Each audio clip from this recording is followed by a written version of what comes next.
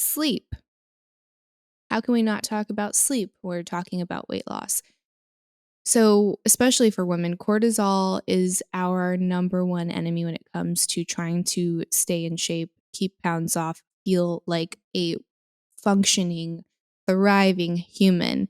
So, obviously, having a new kid, that's going to put your hormones in chaos. You're obviously not sleeping, which is probably what kind of triggered that reversal in my thyroid. So, for a lot of us, we don't prioritize sleep, we prioritize hustle, we prioritize getting our tasks complete and kind of who can be working the most, getting the most views, likes, dollars, whatever it is, you'll find that you have more time and more energy if you actually prioritize. I was watching this podcast and it was with a sleep expert.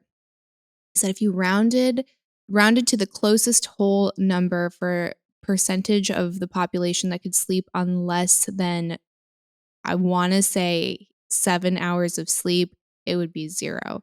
And you d well, wish I had a Jamie to fact check that, but I think it was, 7 hours. Anything less than 7 hours is 0%. So, anyone who's like, "I can run off of 4 hours," it's like, well, that's gonna fall out underneath you very soon, and there's gonna be some consequences, and I can tell you as someone who struggled with health issues, it is not worth it. So prioritizing sleep, getting good sleep hygiene, eliminating light before you go to bed, screens, kinda setting yourself up for success, maybe doing some breathing exercises. I plug Othership all of the time.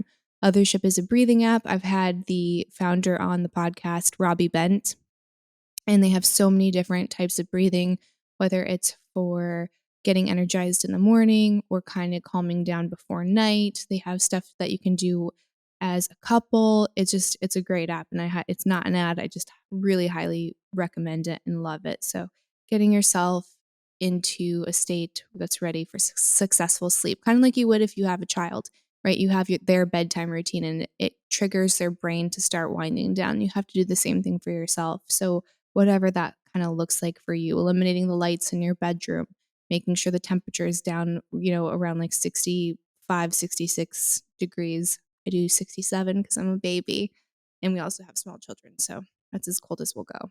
But yeah, sleep, super crucial.